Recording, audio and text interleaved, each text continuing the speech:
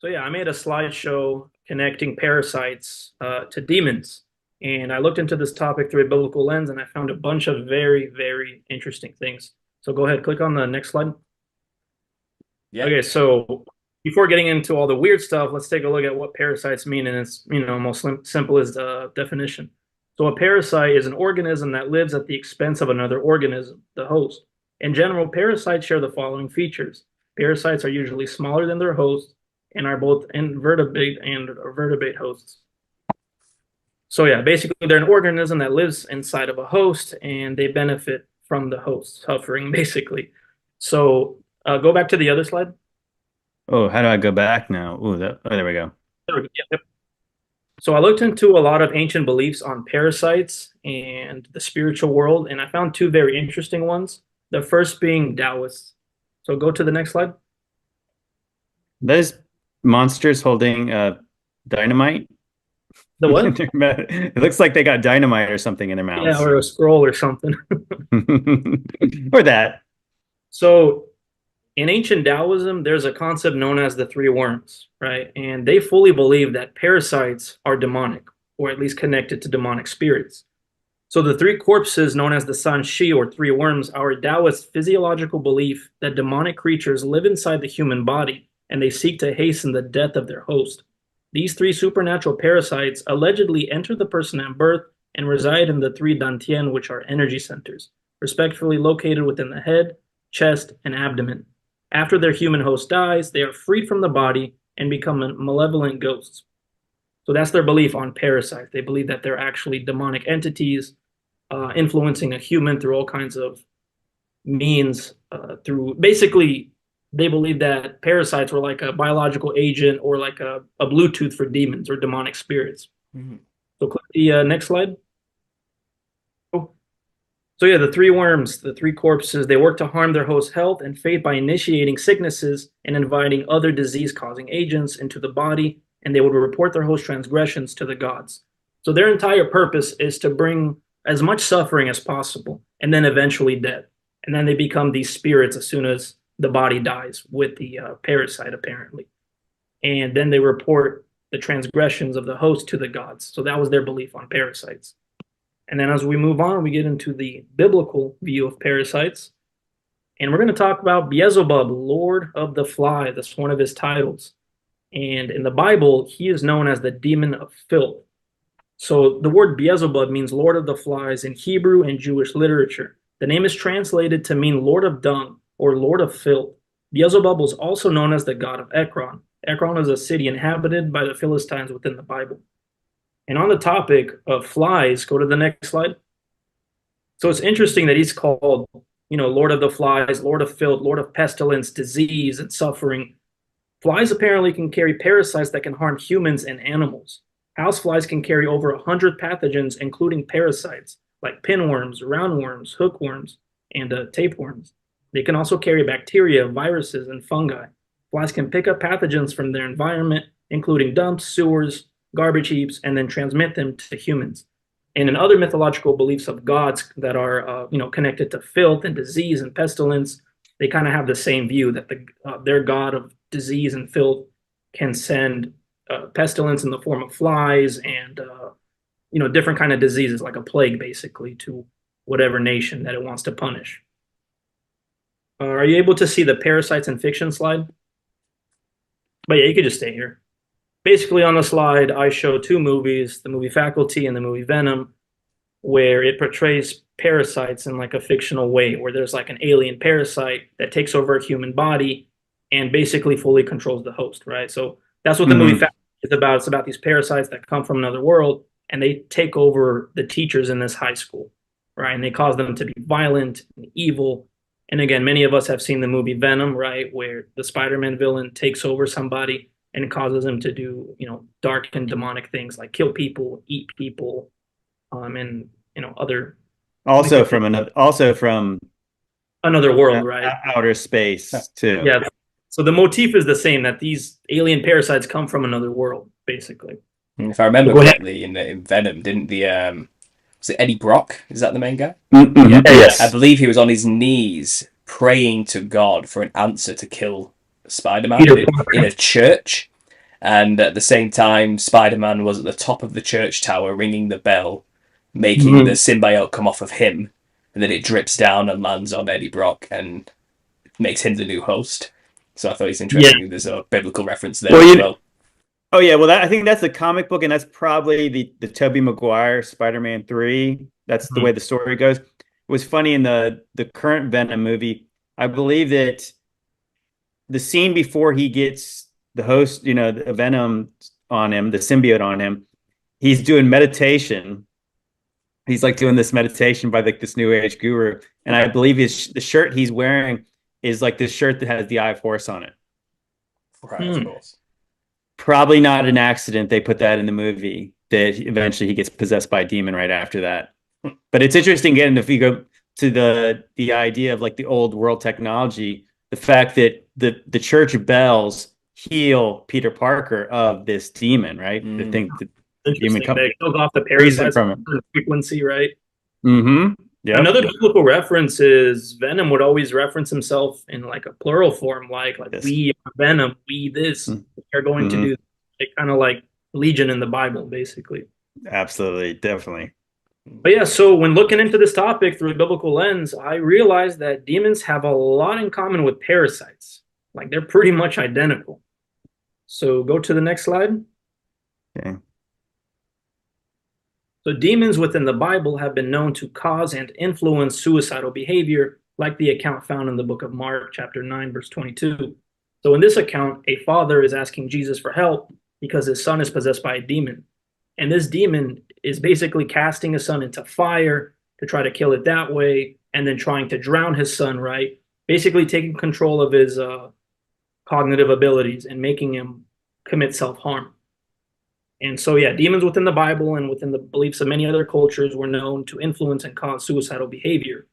And the psychiatrist Jerry Marzinski that me and Paul interviewed also talked about this, how the voices or the entities of his schizophrenic patients would always encourage them to harm themselves, right? Mm-hmm. And harm others, basically engaging in self-destructive behavior. Yeah, it's So funny. go to the next slide. Well, what's interesting, me and Paul just when we talked about the Tucker Carlson, his clips from this podcast, on the last one, he was on the Sean Ryan podcast. Like he literally mentions that the things are anti-human by logic; they're not from human, and we specifically mentioned like the kind of self-harm that only humans Exactly. really do to themselves. And you have all these kind of things that we're doing as a society that are antithetical to our own survival and our own Yeah. best interests. Mm. Therefore, it's likely to conclude that it's not from us. Not from humans. Kind of like Jerry said in an interview with me, he stated that the human spirit doesn't want to destroy itself, right? Like you can take a suicidal person and throw him into a shallow lake. He's not going to try to drown himself. He's going to try to save himself, right? Mm-hmm. These thoughts of self-harm are not human because our spirit does not want to die, right? We are, God created us with this instinct to preserve our bodies and our souls, right? So it's interesting because I just I had a subscriber reach out to me recently, and I just had a 2 hour talk with her a couple of nights ago. Now she decided against releasing the talk because she doesn't feel like she told the story very well. But she basically told me a harrowing story of her son's suicide and the events leading up to it. And he was basically a man possessed. Is the only way I can describe the description she gave me. He was heavily seeped into the occult. He had schizophrenic tendencies, what Jerry Marzinski, would describe as the classic schizophrenic type, DSM-5 type of symptoms, but it's clear it was demonic, the influence, because he was literally making altars to gods and was covering himself in odd Egyptian iconography. He was acting like something that wasn't himself. This woman was telling me he would start acting incredibly flamboyant and strange, and moving his limbs in weird ways. With the way he talked, his voice would change, and in those moments of those episodes he was having, it's like, that's not my son. Like, I don't know who that was, but he would suddenly switch back to this sweet, kind, caring person again, but then he would become somebody else in an odd, strange way, and he would get clean from drugs, which seemed to be triggering it for him. And then he would get back on track, and then he would relapse and fall back into this odd character again, who wasn't himself. And it got to the point where he kept wanting to leave and go. I think he wanted to go to LA or something. He kept wanting to leave and travel a really far distance. And he always kept getting stopped when they had these episodes. She obviously forced the police on him to arrest him just to save his life, basically. But it got to the point where he did end up in this place, and when he got there, he steps in front of a train. It seems like the thing inside of him was leading him to a point with the promises he believed he was going there to save people or something. Like there was something pushing him that I have to go to this place, I have to go here, I have to go here. And when he got there, he ended up, obviously, like I said, killing himself. And the whole story was, honestly, I hope she retells it and shares it so I can share it with you all. But I can only give you glimpses here, but that wasn't human, whatever happened to him. And I could see the occult through everything. She showed me his artwork and the way he drew himself during these episodes, because he was an artist, and you could clearly see something else was channeling through him. And he created a lot of artwork with symbols of alchemy and hermeticism and mainly theosophy as well. A lot of theosophical symbols, like the front cover of the book by Helena Blavatsky about the Theosophical Society. It's quite literally all those symbols all mashed together. He was drawing quite a lot of. And it just seemed so odd from his mother's perspective. Like, that wasn't her son. That just wasn't who he was growing up. Something happened, you know. And maybe I don't know if she's listening, but maybe this parasite thing could be another answer as well. Maybe he got infected with a particular parasite that was using him in some way. Because me and Joe were just talking. There are literally parasites in nature that make the host kill themselves. But yeah, just like demons, parasites can influence or cause suicidal behavior, right? So there are a lot of scientific studies that show this to be the case. People who have the T. gondii parasite, which is the most successful mind control parasite on Earth, around 1 to 2/3 of humans are infected worldwide. So this isn't a third world country problem. This is a worldwide problem. You could live in the cleanest neighborhood in Beverly Hills and you might be infected with a bunch of these parasites. But yeah, it causes triggers suicide attempts and suicidal behavior, right? This little biological worm can take control of your cognitive abilities and do this. Yeah, go to the next slide. So demons in the Bible and within the beliefs of many other cultures can cause various mental health disorders. Go to the next one. Parasites, just like the demons who are able to cause various mental health disorders, are connected to psychosis and other human diseases, both physical and mental. So there are studies showing that they can cause bipolar disorder, they can cause multiple personality disorder, they are connected to schizophrenia, they have also been connected to rage disorders within adults. And what's very interesting, they're also connected to child maltreatment, meaning those who mistreat their children or other children, whether it's physical or sexual harm, they are more likely to have parasites, which is crazy. If you have this parasite, you are more likely to get into accidents, car accidents. You're also more likely to be an adrenaline junkie, right? So basically, you're more likely to engage in self-destructive behavior if you have these parasites, which is interesting. So go to the next one. So yeah, they're associated with a lot of major mental health disorders.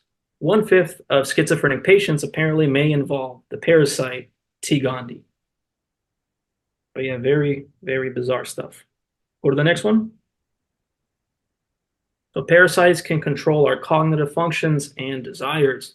There have been other studies that show that the T. gondii parasite can make us attracted to fear, danger, pain, and submissiveness, kind of like BDSM. So if you're into those kind of sexual activities, there's a good chance you might have this parasite.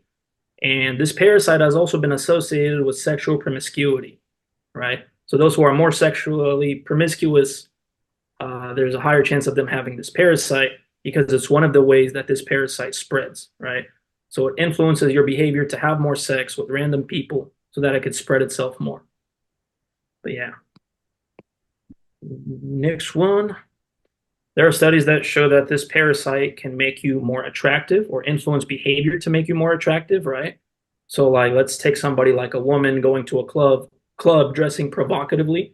There's a chance that dressing like that could be influenced from the parasite in order to make her look more sexually attractive. Same goes for the men, right? So the article says right here, imagine a parasite has infected you and that parasite needs you to have sex to move to a new host. It would certainly be in that parasite's interest to help you become more physically attracted to a mate and act more promiscuously. So if you guys Hmm. need more motivation to not just have random sex with people and follow the Bible, right? Not give in to your lust. If you want a more disgusting motivation, well, here it is. There's a good chance that the people you're having sex with, all these one night stands, they could be infected with parasites, right? So the more Yeah. promiscuous you are, the higher chance of you being infected with many parasites. So Hmm. yeah, very weird stuff. So yeah, this parasite can make you more attractive, so you have more sex and spread it.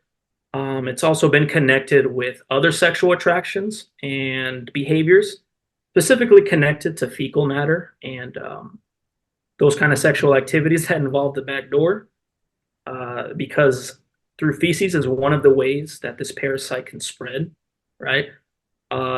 It's Hmm. also this parasite also influences fatal attraction, right, to fear and danger, and people who are into sexual violence are also more likely to have this parasite. But yeah. Hmm. Parasites manipulate or can manipulate your eating behaviors. Some parasites, like tapeworms, can increase your appetite and food consumption, which can lead to weight gain. Microbes in your gut, including parasites, can manipulate your eating behavior to increase their fitness. They might do this by making you crave foods or crave more foods they specialize in or that suppress their competitors by making you feel dysphoric, right? Dysphoric until you eat foods that benefit them. So, what kind of foods benefit them? Processed foods, sugars, processed carbohydrates. That is their fuel source, right? So, again, this connects to the sin of gluttony. This parasite influences you to eat all this sugar, all this processed foods. And I find it very interesting, right? Like on it's the most common advertisement you see, right? You can't go 30 minutes without seeing a fast food advertisement, on a billboard or like a YouTube video or anywhere else, right? We see it all day. I don't know how many fast food advertisements you guys encountered since you woke up, right? But this is their fuel source. It's processed foods. It's trying to make the gut as unhealthy as possible so it can be more suitable for these demonic parasites. So it's interesting that it literally takes control of your cravings, right? So craving a bunch of sugar and processed food is not normal whatsoever. I'll go to the next one. But yeah, that's their fuel source. So yeah, we're going to talk about T. gondii. This is known as the most successful parasite on Earth. Like I stated earlier, 1 to 2 thirds of humans are infected with this parasite, right? So it doesn't matter if you're a Christian, if you're an atheist, if you live in a third world country, or a clean neighborhood somewhere in Beverly Hills, you still can be infected by this parasite. Now, what's very interesting about this parasite that although it can infect like any warm-blooded animal and humans, uh, its definitive host is a cat and members of the cat family. So that means that its sexual reproduction can only happen within a cat's body, which I Hmm. find It's very. weird.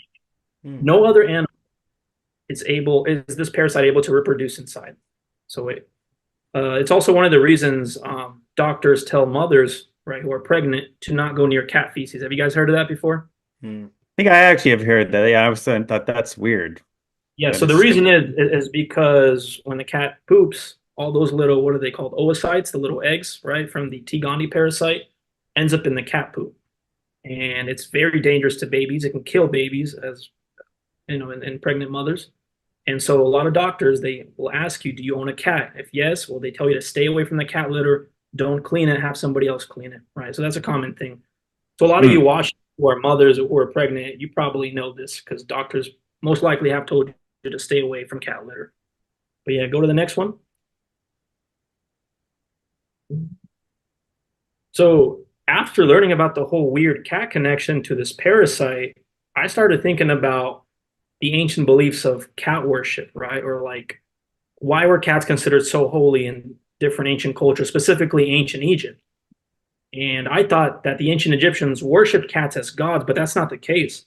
Cats were actually worshipped, they weren't worshipped as gods themselves, but as vessels that the gods chose to inhabit and whose likeness the gods chose to adopt. So they're not gods themselves. They were believed that they can be vessels for the gods. And that's why they were considered so holy, right? And they would mummify them next to the pharaohs. And again, it's interesting that they can be vessels for gods. And then scientifically, they can be vessels for demonic like parasites that can take control of your body, influence your behavior, influence you to do self destructive things like harm yourself, harm others, right? Just basically do a bunch of sinful things, what the Bible would call sinful, right? So I found that Sure. connection Very interesting. And again, this is not a vendetta against cats. You know, I loved cats. I had one that passed away like a year ago from liver issues, but I'm just pointing out like a weird connection. It's very interesting. Go to the next What's one. weird, what's weird Oh, go about ahead. cats too is that you have like if you watch the way they move like big cats. They move like Yeah. tigers and lions and stuff. But I saw a video about a year ago, and it was basically pointing out the fact that but the eyes of a cat, a household cat, Perfect. domesticated cat, are different than the big cats. The big cats don't have the split pupils. So like the the domesticated cat literally has like a reptilian looking eye. Mm-hmm. That's And that's hip weird. like snake. That's weird. I mean, that's really bizarre. When I saw that, I was like, yeah, because you would expect all the characteristics to be the same on these animals. It's just a miniature version of it, but obviously there's something different about that. Hmm. And I thought, I remember in the Mummy movie, there was a point where like the mummy was trying to like regain physical form, and at one Yeah. point, like the cat scares the mummy. The mummy was like terrified of the cat. It Yeah. was just like it was like yeah, obviously it's not really explained other than just like we know there's this connection with the Egyptians and cats. Hmm. It's The funny because belief that our vessels for gods, right? yeah, And have Mm-hmm. I did just you guys like seen the movie The Fallen? which one? Fallen The I don't fallen. with Denzel. no, I don't know one. Okay, so that movie is about the fallen angel Azazel taking over a human host and basically causing them to kill, right? Becoming a serial killer. Hmm. And at the end of the movie, when that host dies, right, and Azazel is freed, he inhabits a cat.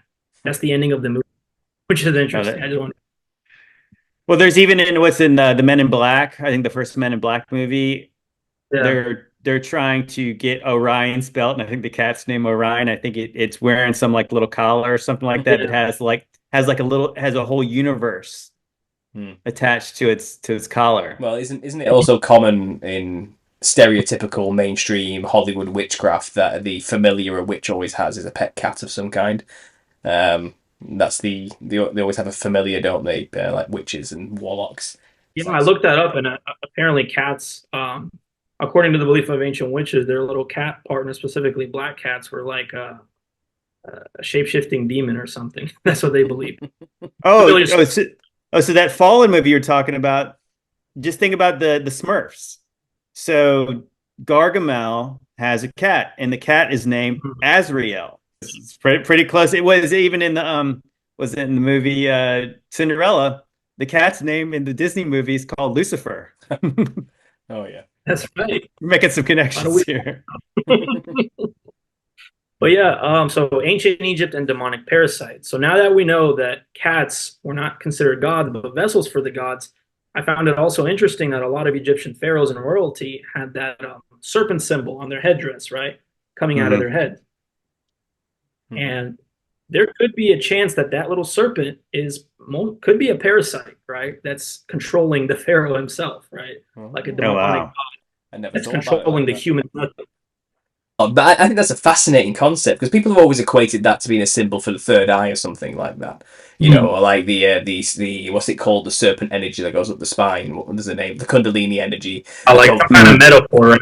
Yeah, like a culminating into the pineal gland and accessing the spiritual realms. And I think people always equated that to be that, or if not that, people would say it's a marker, a symbol of the bloodline, the reptilian bloodline of some kind, the Nephilim, let's say. But that concept that it's actually just a parasite controlling the mind, I think that's really fascinating. And have you ever seen Naked? Is it the Naked Lunch? Mm-mm. It's I'm gonna have to Google this. I'm sorry, guys, and I know it's gonna come from the screen It, everywhere else. it could it could it could also be like serpent as like it's the serpent's obviously associated with knowledge. Mhm. So it could be all the above. It could be Yeah. So third eye. It could be knowledge. It could be and it could also. But of course, they'd want to think it is something more grand than yeah. than having worms in your brain. So it was Yeah. William S. Burroughs who wrote the book called The Naked Lunch, and it was about basically a heroin addict's descent into madness. And he ends up communicating with regularly and seeing these reptilian people, these entities. And they had a proboscis which comes out of the forehead, or I think, or something like that. And it was basically a parasite that came out of the forehead. And I think the real stuff that comes out quite a lot in conspiracy circles. I think even Donald Marshall, Yeah. the cloning center guy, came up with a lot about this. But he says the parasite comes out of the forehead of the reptilian monster, and that monster just dies.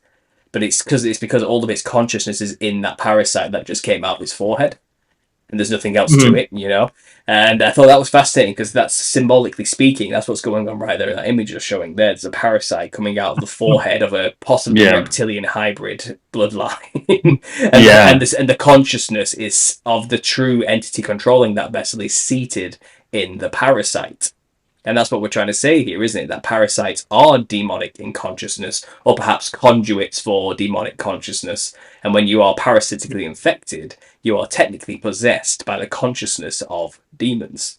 Something like that. So it all kind of connects in some weird ways. All these other things that I was just noticing and firing in my mind right now. But sorry, go ahead, carry on.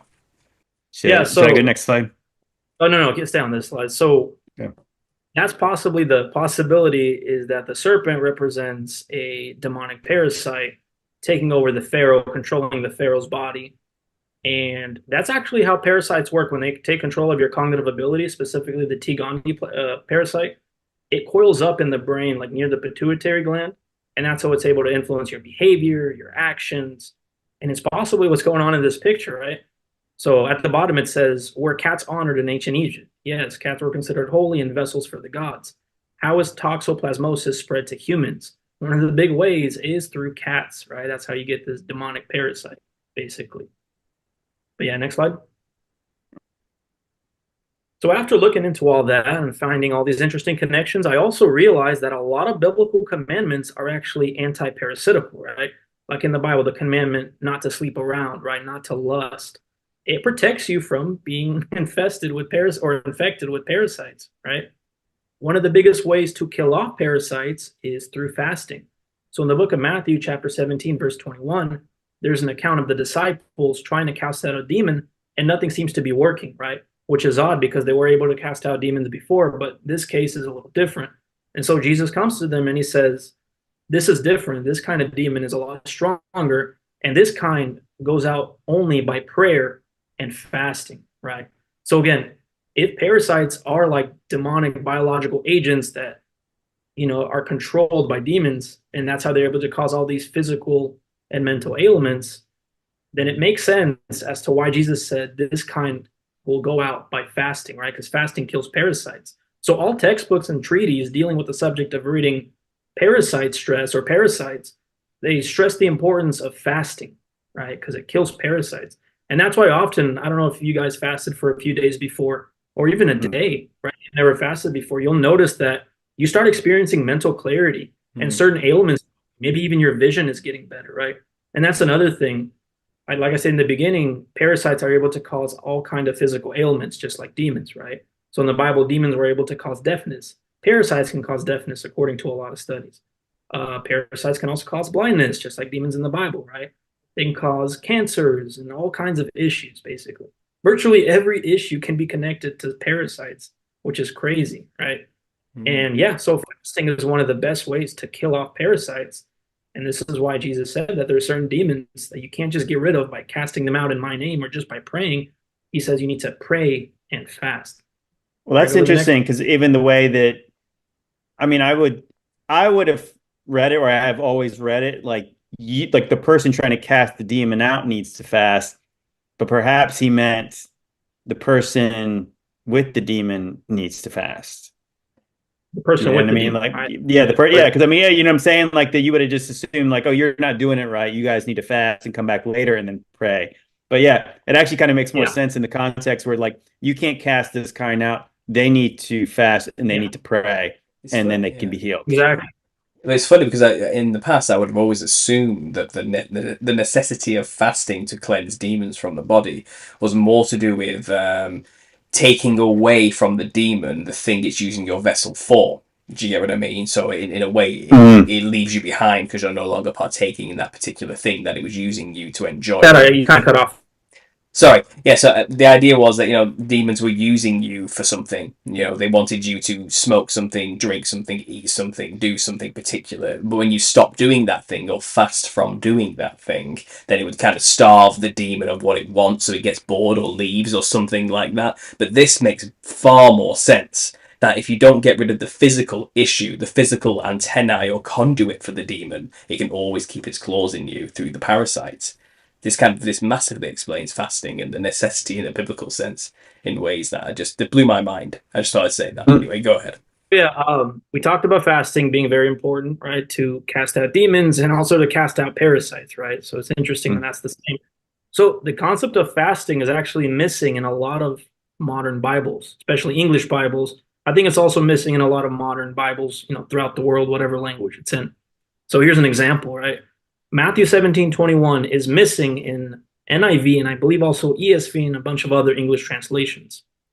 And so in Matthew 17:21, it says you can only cast out this kind of demon by prayer and fasting. Now, there are some Bibles that say cast it out by prayer, but it doesn't say fasting, right? So That's weird. Another example is Mark 9:29. Yep. Where it says, he said unto them, this kind can come forth by nothing but by prayer and fasting, right? Now, the NIV says, he replied, this kind can come out only by prayer, right? And again, you find the word fasting missing in a lot of modern Bible versions, which is interesting because, that's what a demon would probably want. If it knows that fasting can cast it out, it probably wouldn't want it in these modern Bible versions that a lot of Christians read. And a lot of these modern, oh, go ahead.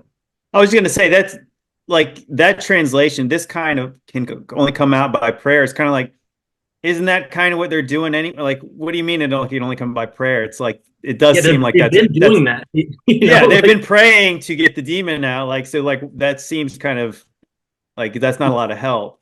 Like something's missing, right? Yes, like it does seem like something's omitted from that statement. Yeah.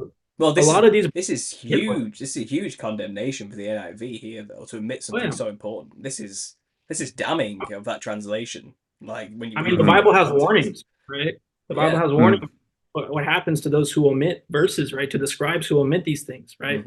Well, it's funny because people always argue in the millennial kingdom realm, like, well, how would the Bible have survived in such a realm of like complete control by Satan? Why do you think your book's so special that it wouldn't have been corrupted?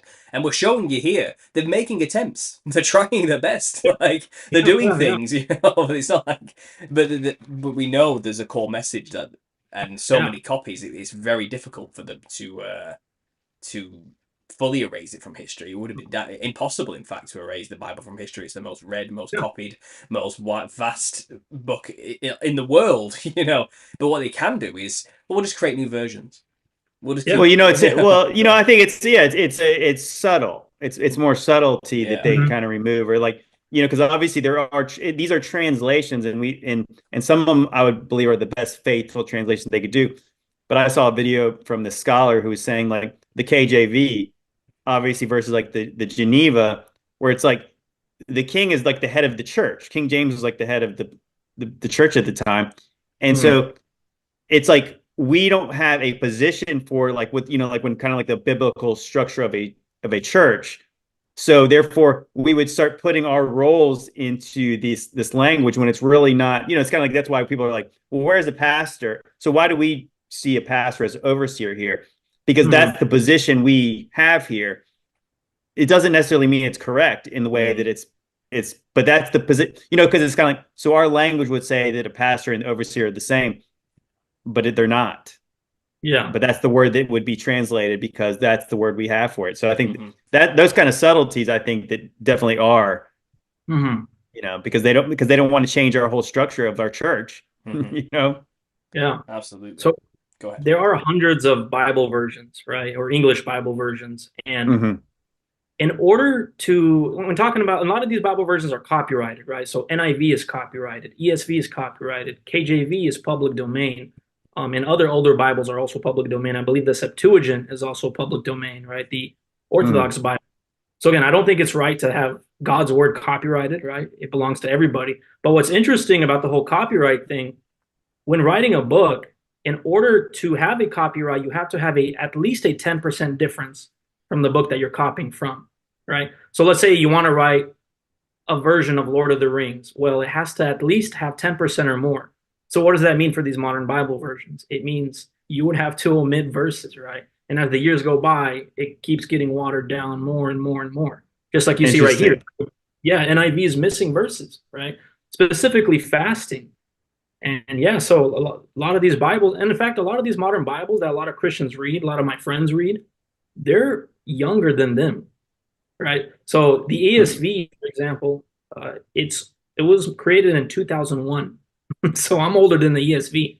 The NIV was created in the 1970s, right? So a lot of these Bible versions were recently created.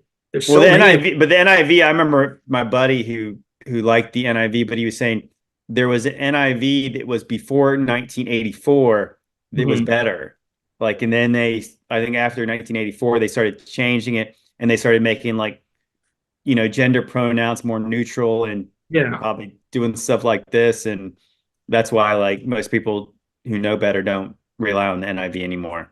So again, like the Bible says, it's the scribes peddling God's word for money, right? Like taking out verses, making it copyrighted and selling it, right? You go on the NIV website, you'll see the little copyright thing.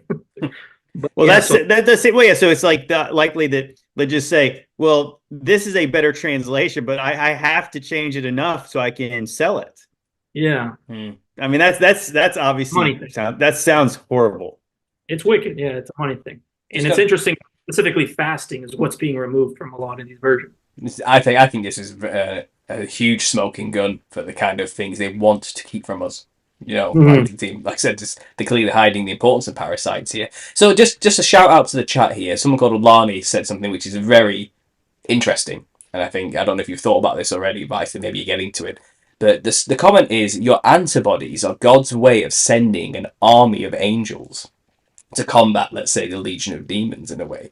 Metaphorically speaking, and perhaps literally speaking, could this have something to do with it? Is this where maybe the idea that people who can kind of cure themselves through intent by just keeping a positive attitude in some way, or belief, having faith in God that will cure all things? Does that produce antibodies in some way that combats parasites? I don't know. I'm just literally spitballing here from that comment. That comment just rung out to me. I thought that was really interesting. Like, yeah, that is. It's kind of like, that's the purpose of prayer. Prayer destroys the demons in its spiritual form, right? It casts it out in the spiritual form, and fasting kills the physical part, which is the demons like Bluetooth or biological agent, which is the parasite. And so I think so. I mean, by prayer, you're tuning into something good, right? You're tuning into God. And why not? I mean, throughout the Bible, he's changed people's physical ailments, right? Like Jesus was healing people with his power, right? So it's possible that it is creating antibodies, right? Like, how did Jesus heal the blind man? He spit on the ground, right? And dirt. Is that what happened? Yeah, rubbed dirt in his face, rubbed dirt in his eyes. It was like his DNA or something like that. I don't know. That part was interesting.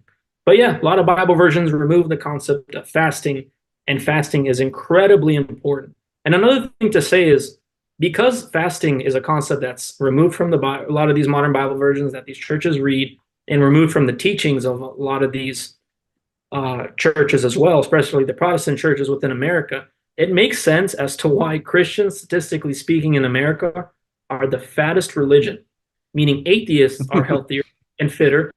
Hindus, Muslims, every other religion is healthier than us, right? So I grew up in the Slavic community. I grew up Orthodox, actually, but I have like relatives and cousins that grew up Baptist.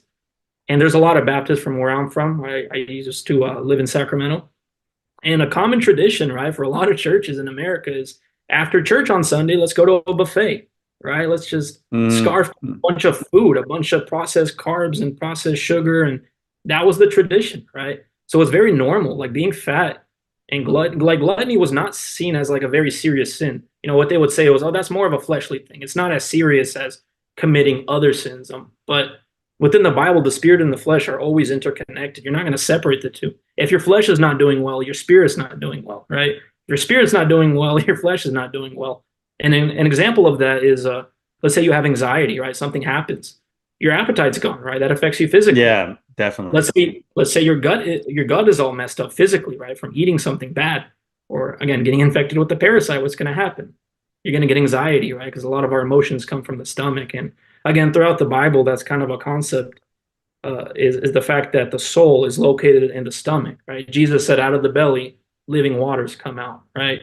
There's always this like connection to the belly and the soul within the Bible, right? That all our and it makes sense even scientifically. All our emotions come from the stomach, and they even Yeah. found neurons that we find in the brain. We can also find in the stomach. So again, it's like connected, right? So our Well, belly is what's interesting too is like the our memories. Like, because I yeah, think they say like in our brain, they would say the hippocampus is where our short-term memory comes, but they really don't know where like the long-term memory is stored. the belly, most likely the belly. Yeah, it could be like the belly, or like you were saying, like I was hearing like the heart, but yeah, like the belly and the heart are kind of like just kind of like connected, like biblically. Well, They yeah. What's Here's the kind of thing like about interesting, like yeah. the way it's described too. It's like your heart, the heart's wicked, and the heart wants all of Hmm. these things, and it talks about the belly of the wicked. It's like it's always suffering want because it's insatiable. It's almost like a tapeworm. So Yeah. it's like taking in all this stuff, and I can never fill myself up with Mhm. the desires of this thing. Or like in the Bible, it says the words of a talebearer, of a gossiper, goes down to the innermost parts of the belly, right? When somebody Hmm. gossips to you or hurts your feelings, you feel it in your stomach, right? Your stomach is in knots. You feel horrible. And Yeah.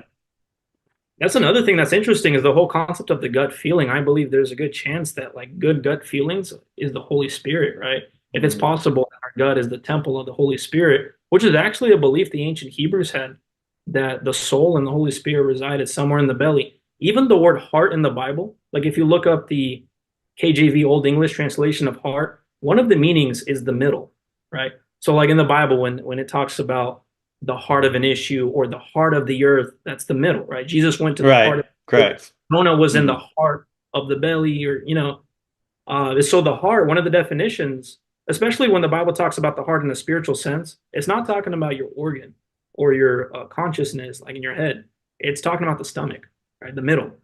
So it's the Yeah, that heart. makes sense. Don't trust your heart. Don't trust your gut feelings, especially if they're wrong, right? Especially if your stomach's all types of messed up. So Well, yeah, it's kind of like they're all related because you're saying like that.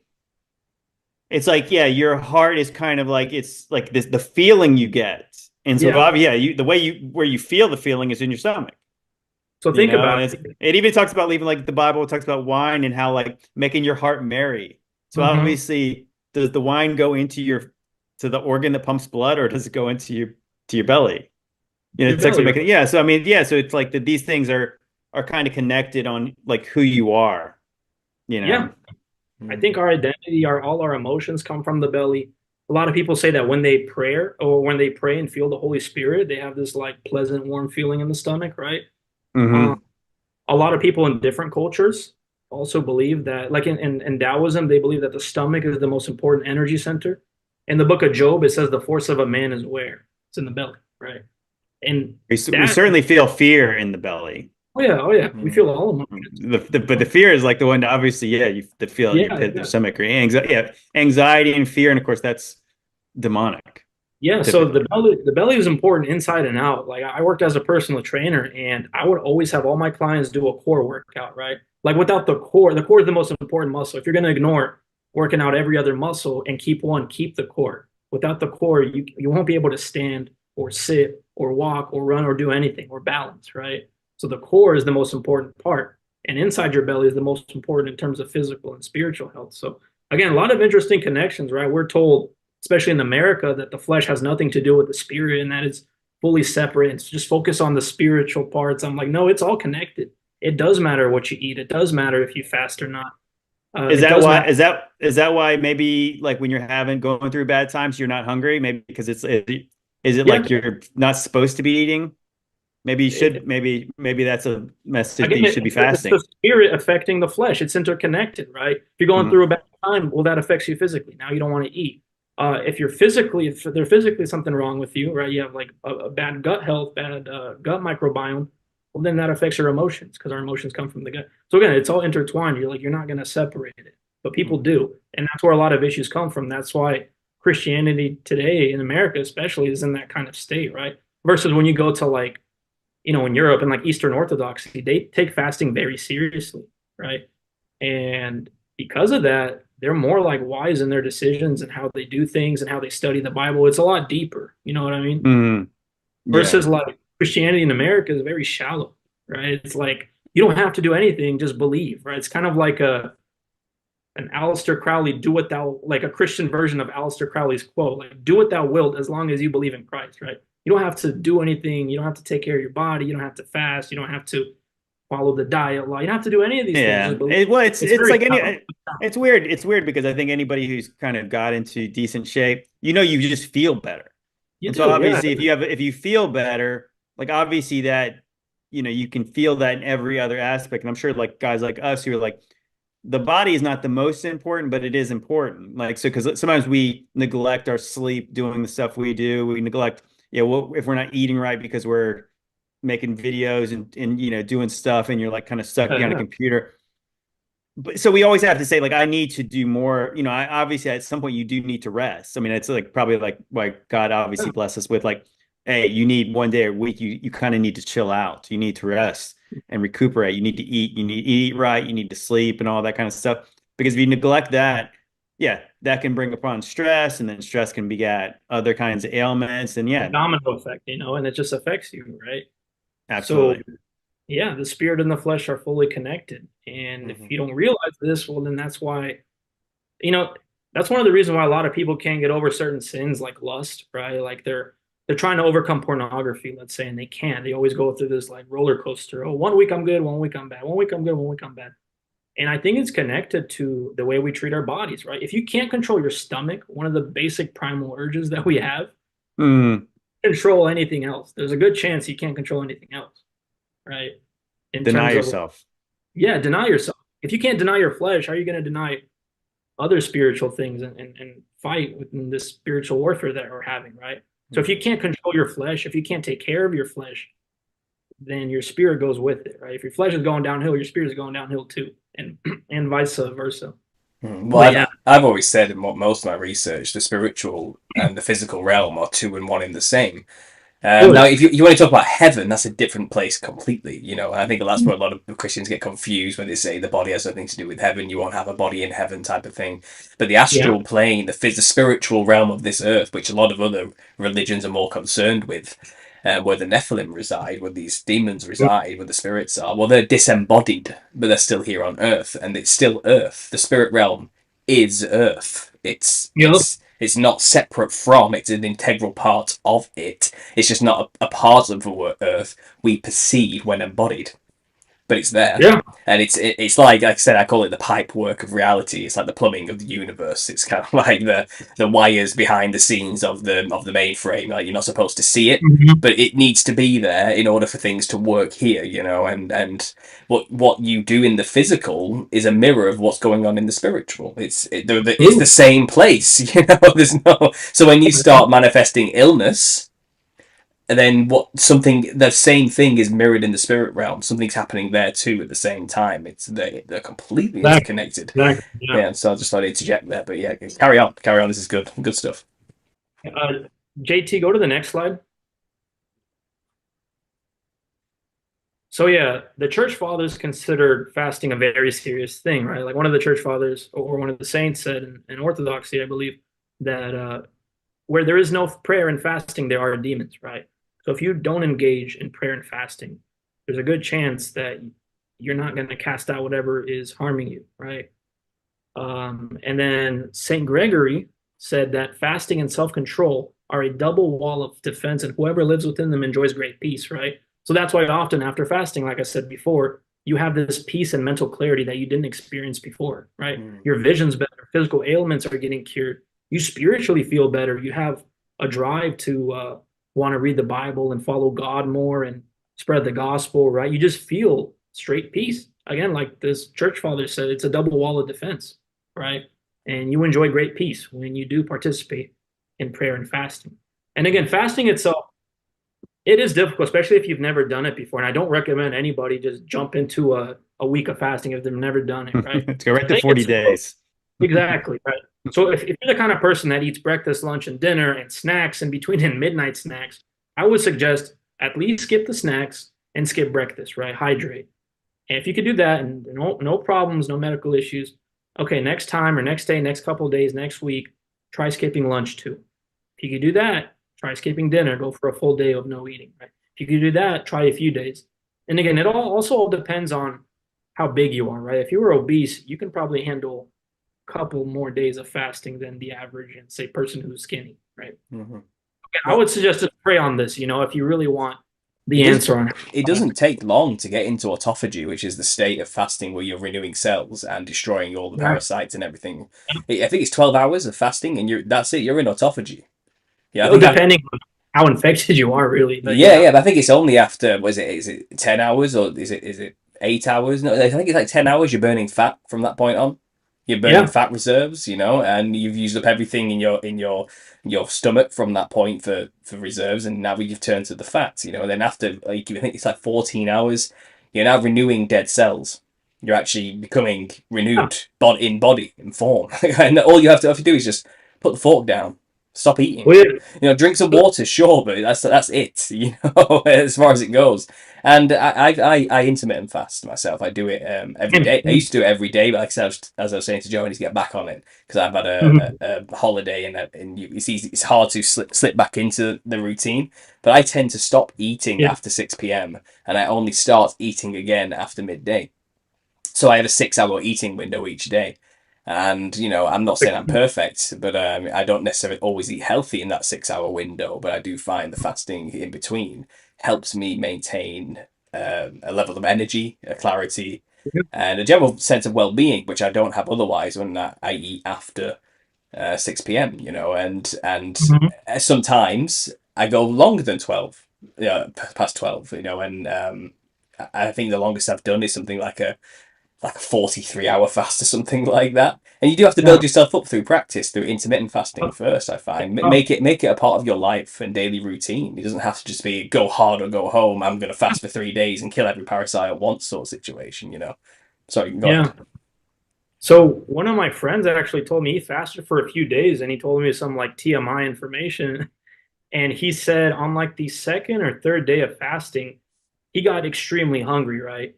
Mm. And his view Mm. was is that it's the parasites getting desperate because they're starving, right? They're dying. And so they take control of your behavior and your cravings, and they're making you crave sugar really bad, sugar, carbohydrates, processed foods Mm. to feed it, because it's dying. And he also said something interesting, and he stated that he became extremely horny on the third day of fasting. Mm. And he said Interesting. he thinks this is the parasite influencing this behavior, right? Because that's one of the ways they spread is through sexual activity, right, Mm. with other people. And yeah, so basically, he thinks it's the parasites getting desperate, right? So it's like a last resort type of thing, like increase their craving for sugar, increase their craving for sex, right, to Mm. spread itself. So yeah, I thought that was interesting. I think Okay. I did 2 days once, and then on the third day I was supposed to do like fruit, only fruit.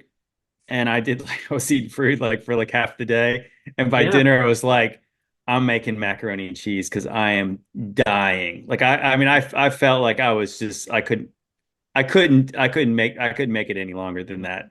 But yeah, I need to try that again to see if I can go 2 days. Because yeah, yeah, there's a whole new level of like how you feel. But I'm one of those people who probably from doing sports and stuff. mm, I'm a eat 6 times a day kind of person. So like trying to go cold turkey is Mm. it's tough. pretty Yeah, it's I mean, pretty rough. what's interesting is like one thing you'll notice if you've never fasted before, like my first time fasting for like 2 full days, right away I wasn't craving healthy food. I ate everything inside. I was eating chocolate with like some Russian soup and like just a random Oh, gosh. and I'm just trying to eat as much processed stuff as possible, which is weird. And thinking back on that, I wonder if that's like the parasites kind of like influencing your craving Mm. for like a lot of sugar. They're like, oh, you got to eat. We're starving like crazy, right? Mm. We need more fuel. That's kind of how I see it. And that's a lot of people who do fasting for the first time. They'll notice that their craving for sugar increases a lot, especially if you only do it for 2 days. If Mm. I were to do it for multiple days, I think I wouldn't have that craving. If I at least did it, let's say for 5 days, my first time, that craving for sugar, I believe, would be gone. I would just Mm. crave normal. So I thought that was interesting. Yeah, looking Well, back on well, that. I found that if you do it daily, and like I said, just maybe you reach autophagy for a couple of hours a day, So do a Yeah. 16-hour fast every day for 365 days, for a year. Then on a daily basis, you're chipping away at the parasitical infection inside of you. You're killing them off slowly, bit by bit. Mhm. And I found when I was in that mode, and I'd say I've been doing it for a few months, if I got to 12, my body clock is like, okay, it's time to eat. And it knows because of routine, and sometimes the hunger doesn't come now. Sometimes, it hits midday and it's like, I don't really want to eat. I can still keep going. I'm not hungry. And I've got It's also energy. addicting. Yeah. Yeah, and eventually you get past those horrible, strong waves of cravings that just overtake you. Wait 15 minutes. Guarantee it will stop. No, it seems to Yeah. be how it goes. They don't have. It's like if this is the parasites doing this, they haven't got much energy themselves to keep going at you to move and make you eat. It's like they burn out too and they Influence crash. your behavior, cravings. Yeah. Very Yeah. true. Is Go it, to the next is, slide. isn't it really common as well for people who don't fast that at night time they crave sugar? Is that a thing? Yeah. Yeah, but people seem to I remember I used to for some reason it comes like 8 p.m. or 9 p.m. I want to eat a full chocolate bar for some reason. Yeah.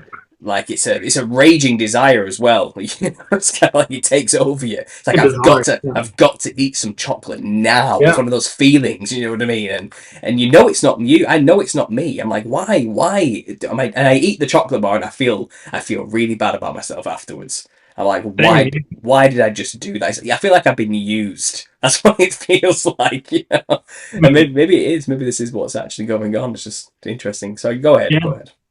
So yeah, continuing the topic of biblical commandments being anti-parasitical, the diet law is also anti-parasite. So within the Bible, the book of Leviticus and Deuteronomy, God gives us a list of animals we should be eating and shouldn't be eating, right? So one thing I found that's interesting about the unclean animals, the common thing they have with each other is the fact that they're all bottom feeders. They eat dead carcasses and dead animals and garbage and feces, right? Mm-hmm. And scientifically, unclean animals within the Bible are more likely to be a haven for parasites, right? Like pork. We've all heard of pork worms and pork parasites, right? Specifically associated with pork. Shellfish, right? A lot of shellfish also contains parasites because they're like the bottom feeders of the ocean. They eat whatever and they become havens for parasites, and people eat these products, and that's one of the ways they become infected. So yeah, the diet law is anti-parasite, which is very interesting. But yeah. Next one. It definitely does put it into context, doesn't it? It just seems like such an arbitrary law. Don't eat shellfish. Yeah. It's like why? Why? It's such an odd thing to say, isn't it? Like of all the animals, it's like of all the animals. Well, it's funny. Just not. It's funny, one, like Go ahead. I think Jay Dreamer Z, we were doing a thing, and he has this thing about shellfish, and he's basically saying like they're like insects, like they're like the ocean. It's basically what they are. It's like kind of like like a cockroach and like a lobster are really not all that different. Yeah, so I do follow the diet law because it practically makes sense, right? Like a rule of thumb is just follow what Jesus did. Did Jesus eat unclean animals? No. Well, there's probably good reason for that, right? And although the Bible doesn't give us the broad reason or the specific reasons for a lot of the commandments, it says in the Bible that the spirit of truth is going to lead you to all truth, right? So if you want answers for why you should follow this, well, God's going to lead you to these answers. And I believe he's led me to figuring out this kind of stuff, right? So another commandment in the Bible is that God tells people in Leviticus or his people to salt every food offering that they have, meaning put sea salt on every single food item. And Paul, see, maybe we don't oversalt things. Maybe you guys undersalt them. Here's the thing. There's a difference between natural sea salt and table salt. Table salt is horrible. It's full of caking agents and preservatives. Sea salt is good for you, right? Natural sea salt is. And so there are scientific studies that show that a diet high in sea salt could protect against invading microbes and parasites, basically kill them, right? So in Leviticus chapter 2, verse 13, it says, "And every oblation of thy meat offering shalt thou season with salt, neither shalt thou suffer the salt of thy covenant, of the covenant of thy God, to be lacking from thy meat offering. With all thine offerings thou shalt offer salt," right? So he's saying don't be stingy with the salt, right? When you salt your meat and stuff, like every single food that you eat, every meat you cook with, put a decent amount of salt on it. And like I said, scientifically, it kills parasites, right? A diet higher in sea salt kills parasites. Another thing I didn't mention on here is I believe drinking wine also helps your gut microbiome, right? Fixes it, and I believe it also kills parasites. And in the Bible, I don't know if it was Timothy who said, "For the sake of Yes. your stomach, drink a little wine, not just water." Right? Mm-hmm. For Mm-hmm. ailments, he even said specifically for ailments and sicknesses, drink a little wine, not just water. So obviously in moderation, right? Don't get drunk, but like you can drink wine; it's not a sin. Well, is it because alcohol kills certain like bacteria? And there's vitamins and Oh, minerals in wine that's also mm-hmm. benefits the Isn't it gut microbiome. the antioxidants in red Yep, wine? antioxidants, correct. Yep. Yeah. And so even Timothy says that for the sake of your stomach, drink a little wine. Don't just drink water, right? And what was I going to say? Yeah, next slide, I guess. It's funny because red wine is definitely my drink of choice if I was to I drink. love red wine. I don't like anything else. Red wine Yeah. is my favorite. I don't Yeah. really drink anymore. I don't have time being a father. I just don't. Yeah. Like I just don't even. I can't even imagine being drunk anymore because what if I need to go? What if something happens and I need to drive? You know, it's one of those type Yeah. of things. I would never risk it, but I do. I do. When I did drink regularly, it was always wine, red wine. I always looked very Mhm. strange to everyone else around me. You know, drinking lager and spirits and things like that. I was always the Mm-hmm. one with the glass of wine in my hand. And yeah, maybe there's a good reason for that. Maybe the Lord was moving through me and I didn't even realize it at the time. Who knows? Yeah. Yeah. I mean, even in the Bible, it says that God made wine to gladden the heart of man. So it's also for our enjoyment too in Mm. moderation, right? That was one of the first miracles Jesus did for the wedding. It's not like it's only for medicine, right? It is for your enjoyment, Well, relax. it says multiple times in the Bible that it's like I said, it's to make your heart merry. So I mean, it's Exactly, right? It was yeah. made There by is God and he blesses it, right? So yeah, they were this was drinking at a wedding. They were drinking at a wedding because it makes your heart merry. well, the Baptists say it was Welch's grape juice that they were drinking. Yeah, actually, Demon Racers and I had an argument about that, and I was just like, it's funny because even like some people would say, well, it's the older wine gets fermented, and that's what it is. But specifically in Acts chapter 2, when the Holy Spirit descends on them after Pentecost, Yeah, they get accused of being drunk on he's new drunk off wine. wine. Yeah, But exactly. they say I think the translation says new wine. They're too full of new wine, Yeah, and that's and when grape juice doesn't heal your gut microbiome like wine, so it's definitely alcoholic wine. It's not Mm. Welch's grape juice. But and yeah, Noah got drunk off wine after he exactly. made a vineyard, and so the wine Wine back is in Noah's wine. day got you drunk. I would say Yeah. that wine's always probably been wine. Yes, it's Yeah. been wine is wine, right? So yeah, this was the end, and I believe the Bible does mention these parasites, and I think it calls it the worm that never dies in the book of Mark, chapter 9, verse 46. But yeah, that's all I got. Mm. Well, we were just saying before while you were off, I was saying what's interesting in Lord of the Rings, you have Wormtongue is the one who is like possessing Theoden, like the king. Remember, he's all like demon possessed, and he has to be cast Is him it when he out. opens his mouth and that little worm is out there? Right? Is that Well, no. There's the evil looking character. He's real kind of slimy looking. He's got dark oh, black hair, real that's pale right. skin, and his name is Wormtongue. And he's Yeah. like the one who is got this spell over the king, and the king looks all old and decrepit, and then he gets cast out of him, and then he becomes like he was before. Okay, I yeah. said Okay, I remember. pretty interesting that it's the worm tongue, and I couldn't help but think like when I was preparing for this, I was watching some videos about that, yeah, parasites are demons, and they were Yeah. mentioning the zombie snail, the zombie cicadas, and the zombie deer. And the zombie deer were like literally unaliving themselves, jumping off a bridge, Mhm. jumping off cliffs. There's like video of it. It's obviously it's really horrific, and I couldn't help but think when Jesus casts out Legion, Yeah. Legion doesn't want to go to the pit, so he says, "Send me into the pigs." And what I do the heard pigs do? they The drowned pigs themselves. they immediately go down and drown themselves. Yeah. You know what's interesting? Speaking of the whole parasite thing, the T. gondii can also affect like other animals like crickets. And there's something called cricket suicide where the parasite takes control of the brain and body and forces the cricket to drown itself, and then the parasite comes out and infects something else. So it's interesting that the pigs chose to drown themselves and free the demons, right? Mm. Yeah.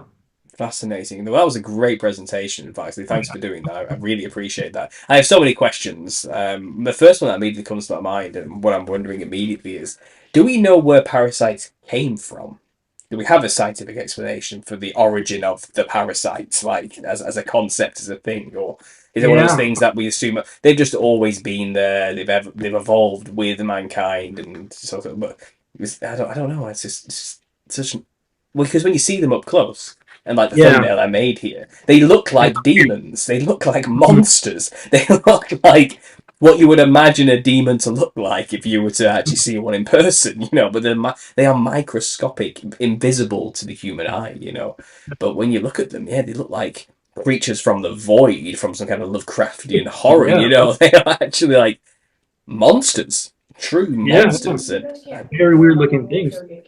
I believe maybe this is how they're able to thrive, after the flood when the physical form of the demons and the gods were wiped out.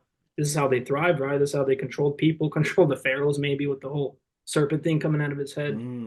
Absolutely. I want you to get together.